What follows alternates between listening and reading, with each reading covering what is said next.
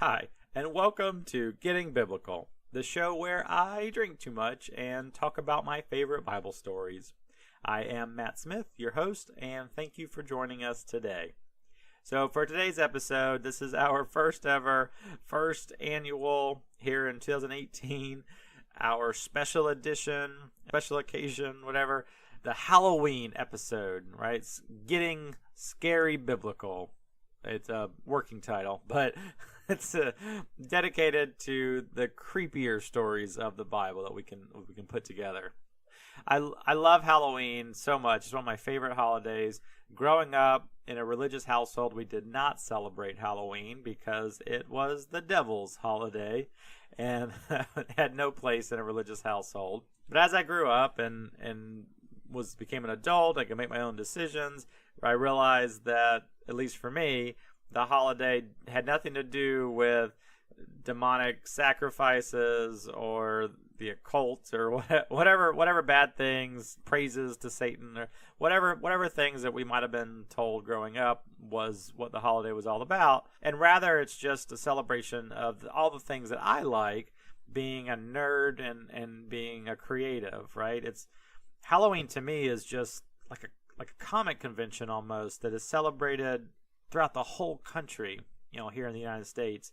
I love just how jock and nerd together can join forces and drink too much and eat too much candy, and you can dress as Spider-Man if you want, or some other type of pop culture reference, and it's just about coming together and having that camaraderie and having fun, having a good time, and I love it. I love the creativity that I see in the different costumes and the imagination that people use when putting together cheap costumes on the fly. All the stuff on Pinterest or Instagram or whatever, just out there, using toilet paper rolls for things, and I don't know what other type of, again, ingenious costume applications. So I love all of that together. So it's one of my favorite holidays, and I knew that I had to do a episode of the show in the spirit of all that. For today's episode, we've got 3 creepy stories, all related to the main man himself, Jesus. Not that he himself was doing creepy things, but just the miracles that he was performing that have kind of a creepier undertone if you look at it.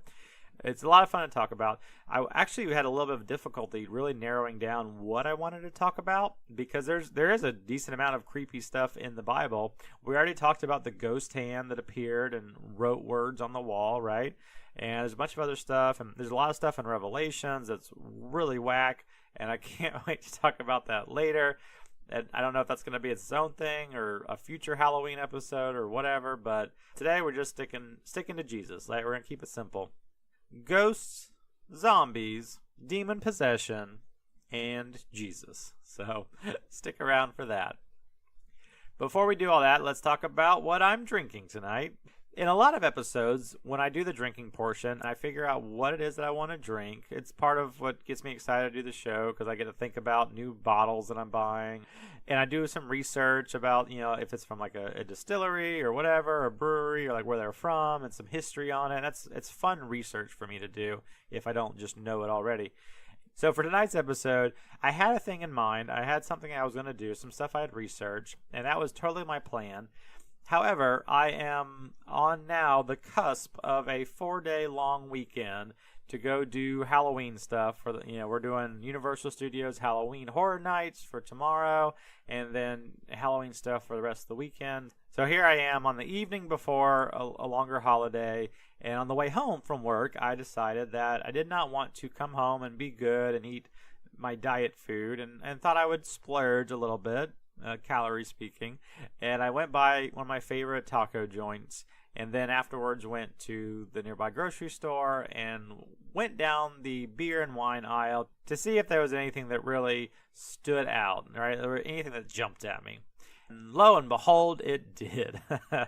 And it is actually, it's a brewery here in Florida, out in Tampa. And I'm not sure how far their distribution's gotten. I've been to their brewery before. They're really great. They make some amazing stuff. Not to be a total basic girl or whatever. But they have a really amazing lager that I'm a huge fan of, which, I don't know, maybe it's hard to really do bad on lagers, but I really like theirs. But anyway, the brewery in question is called Coppertail. Again, it's from Tampa, Florida. And the beer that I have in my hand right now is a beer called Unholy, which was the most apropos bottle that I've ever seen for this show. I mean, not only is it a show where I drink too much and talk about Bible stories, which is sacrilegious all by itself, but also this episode in particular, we're talking about Halloween and tying Halloween into stories about Jesus. So if that's not the most sacrilegious, most unholy combination that you can think of, I'm not quite sure what is. So I absolutely had to get it. It took no other thought than just seeing the label. And it's really cool. Their art style is awesome. It's like a monk that's also like tattooed and has like a dagger in his hand. I'm not quite sure what he's up to, but it's really cool. So you should definitely check them out if you ever have the opportunity to do so. Like I said, I've had several of their beers before. I've been out to Tampa. I've been to their brewery. They're a great company, and this is fantastic. I also love, so it's I'm gonna butcher it. The type of beer, right? Because you have lagers and you have stouts and IPAs and all this type of stuff. The type of beer that it is actually called, and I'm gonna butcher it. I'm sure I don't know if it's German or whatever, but it's a trippel or trippel. I don't know. I'm gonna mess it up. I know I'm gonna mess it up. Whatever. So bear with me on that. It's like a potent, like an IPA, but it's not India Pale Ale, which is what IPA stands for. It's just a different version of like a strong pale ale like that. And it's really awesome. Some IPAs I don't really like too much because they're so hoppy and they just beat you over the head with it. And I'm not a huge hop fan like that. However, this one has a lot more like a fruity flavor to it, which just combines with the hops, and it's good. I really like it actually. I'm a huge fan. I'm glad I bought it. I'm glad I did the impulse purchase thing. Anyway, so that's what we're buying it. I hope if you're a fan of beer, check them out. Coppertail Brewing, Unholy, or any of their line of products. They're awesome. So that's what we're drinking tonight. And now we can get on to the show. It's probably going to be a quicker episode. Not long stories, but they're great. We're here for a good time, not a long time, right? I've got two like little small stories about Jesus that combine into one idea that I want to cover. And this one not super creepy to start off with, but starting off, we've got in the book of Matthew, my namesake, chapter 14. This was like kind of at the peak of Jesus's ministry, and he had just a multitude of people that were following him around and listening to him. And one particular day he had this huge gathering of people and was doing a big TED talk to all of them. And you may have heard this story before where he's trying to feed everybody's hungry, and they didn't have the buffet station set up or anything. So one person has 5 loaves of bread and 2 fish. And the person's willing to offer it up and feed as many people as they can, but who's that going to feed really? Like 4 people? I don't know. Not a whole lot. And Jesus is like, I got you. Let me take care of it. And he turns those 5 loaves and the 2 fish into enough to feed everybody in the crowd. Right? It's one of the most popular of Jesus's miracles that he does. Right? The 5 loaves and the 2 fish.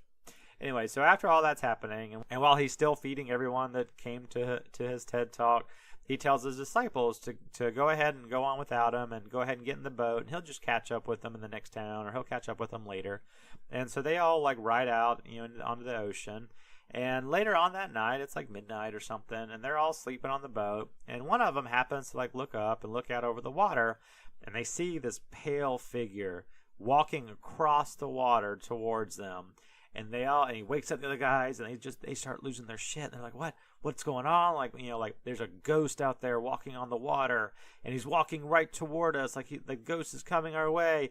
And they're on a boat. They can't run or they can't do anything. They can't get away. They're just sitting there watching this ghost get closer and closer and closer. Walking on top of the water, and they're just in every step that the ghost takes, they're just losing their shit even more, and they're all panicking.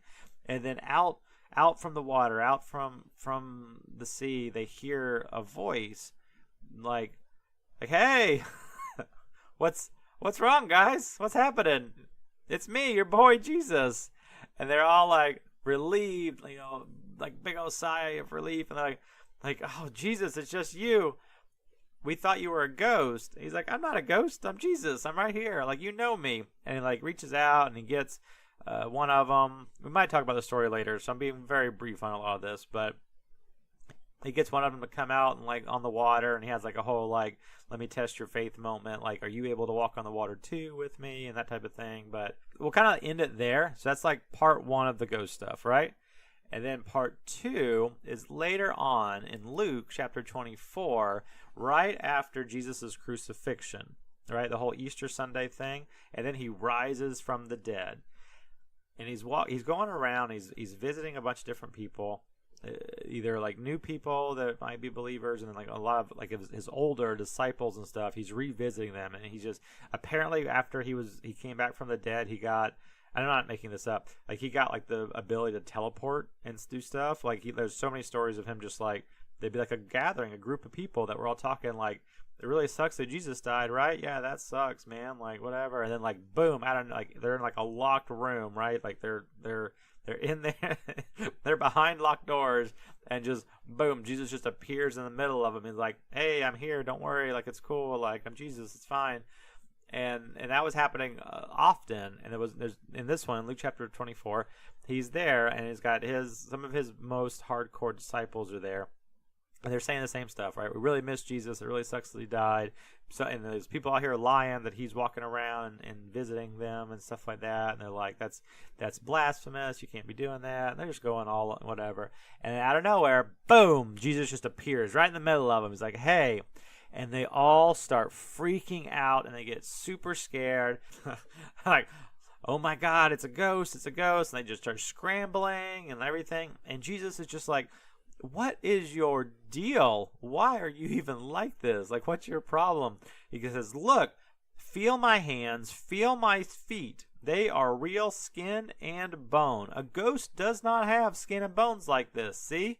And they all come up and they like touch his hands, and they, and he's got like, I guess like the holes in his hands where he was nailed to the cross, right? So he's still got like you would like if you take your gauges out like on your ears or whatever, he's got those holes in his hands, and they're like able to like put their fingers through them and stuff, but they're like feeling his arms, like oh, like you're for real, like you've got your flesh and bone, you're everything. And then they believed him, and they heard his new like, I'm back from the dead, message, all that kind of stuff.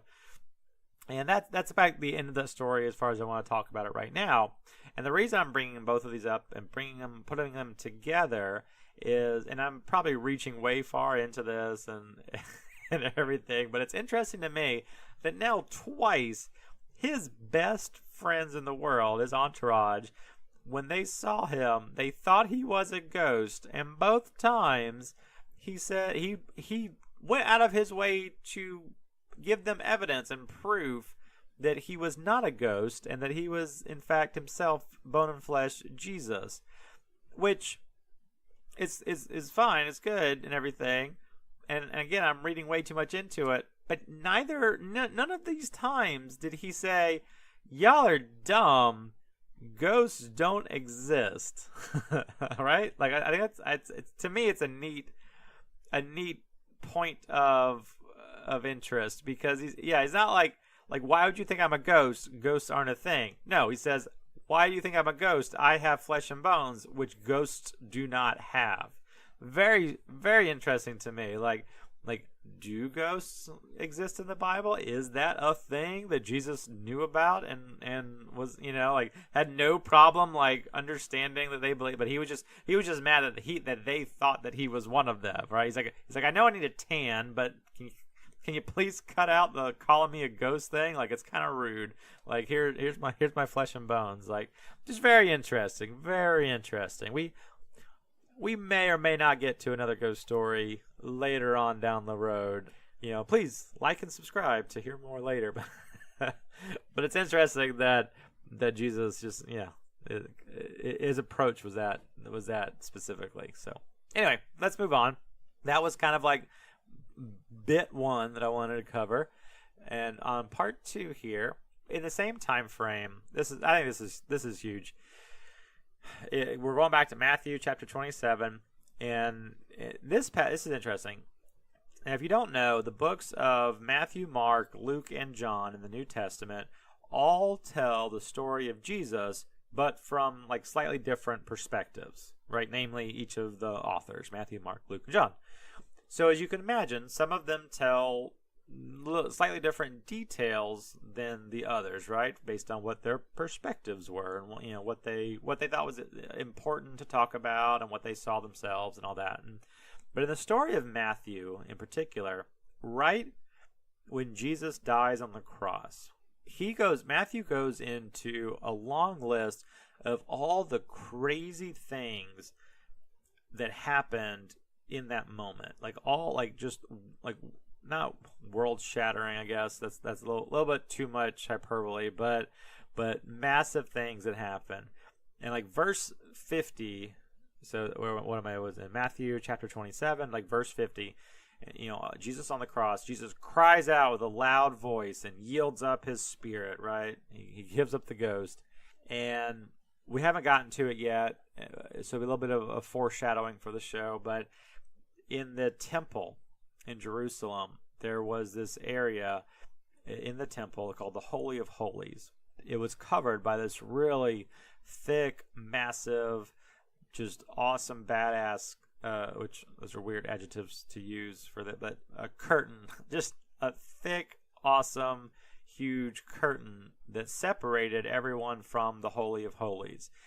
And legend had it that God would, from time to time, like just come and chill out and sit in the Holy of Holies, which is why the curtain was there, because if anyone would look at him and see him, and if they weren't worthy, then they would die. And so to keep people from just dying randomly, they have this big curtain to block that off, right? So it's this big curtain. It's a huge thing, and there's a whole. Do I want to get into it now? Yeah, I will. So there's this thing. There's a holiday. There's a time in the Old Testament that once a year the high priest would go into the Holy of Holies to do a thing, and if he wasn't worthy, right, just like Thor with Mjolnir, I guess, but much more aggressive, like if he goes into the Holy of Holies and he's not worthy, he dies instantly. And there's this whole legend of how they would tie a rope on the foot of the high priest every time he went in there, so that if he was struck down dead because he was not worthy, they could then pull out his dead body.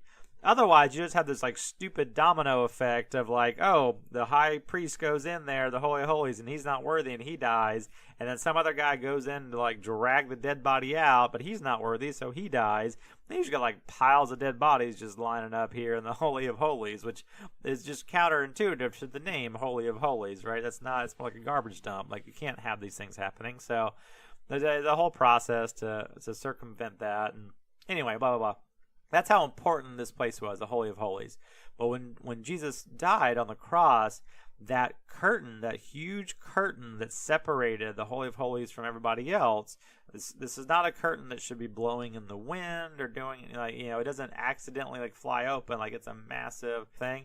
Well, when Jesus died, when he gave up the ghost, right, in verse 50 there, the curtain rips from floor to ceiling, like straight down the center, and just rips in two.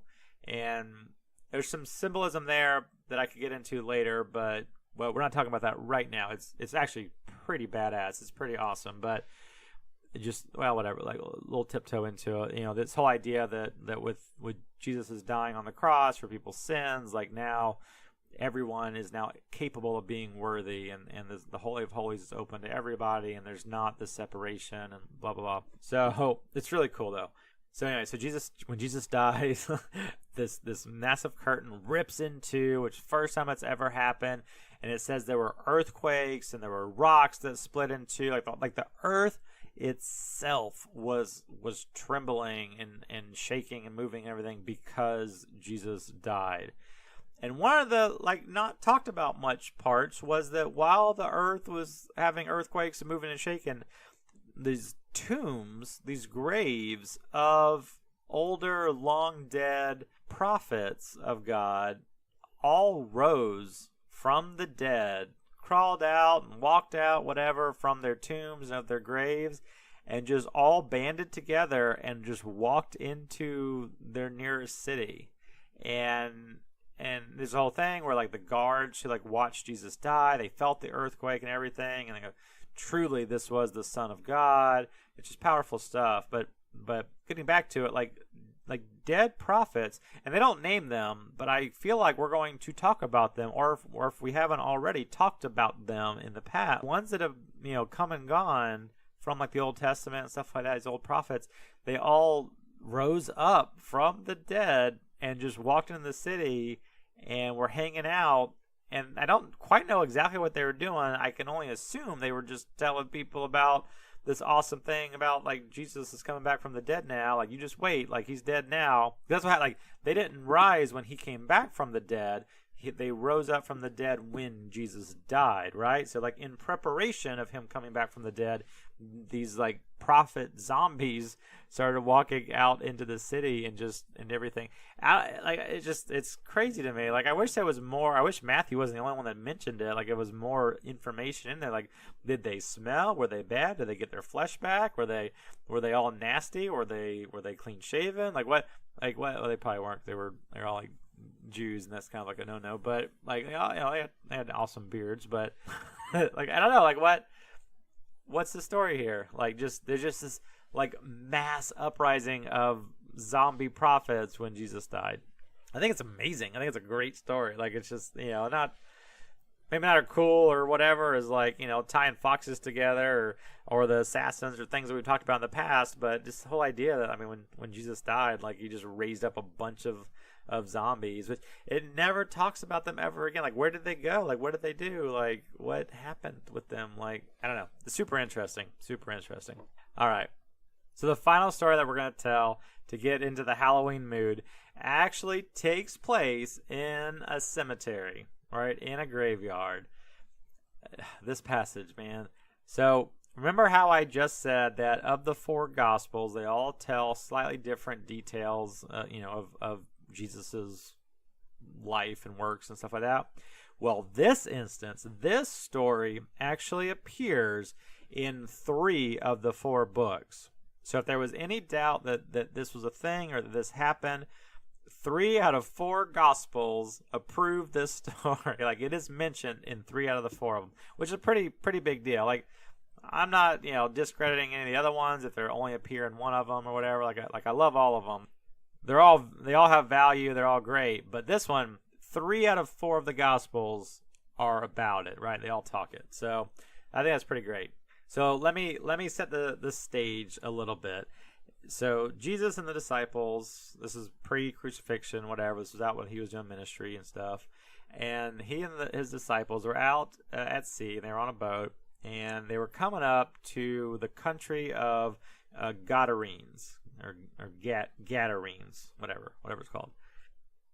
And in this country of Gadarenes was a guy who had a rough life. He had a rough time of it.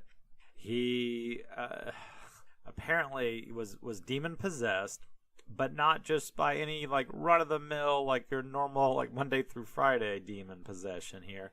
He was possessed by a multitude of demons. It was just crowded in his body. And not to make light of it, it says he was tormented. He had a bad time at all times, night and day. He would scream and cry out, and he was just tormented, right? He just had so much conflict, so much going on. These demons were just having their way with his body. And the local villagers, trying to put a stop to him, not knowing what to do with, and not like enacting the death penalty or whatever, they would continuously keep trying to like lock him up and put shackles on him and chains on his arms and his legs. But with the extra power that came from the demon possession, he would break the shackles and rip them off, and nobody could bound him. No one could lock him down or anything. But he couldn't hold down a job. He couldn't do anything. So he ended up living in the cemetery, in the tombs among the dead people, and living there. And they would hear him. The villagers nearby would hear him crying out, day and night in the middle of the night and everything, and he would scream out in agony, and he would cut his own body with stones, and it was just a really horrible existence, living here in the cemetery among the graves in the country of Gadarenes. And just an actual horrific existence, if you can imagine. And Jesus and his disciples, they docked their boat there in Gadarenes.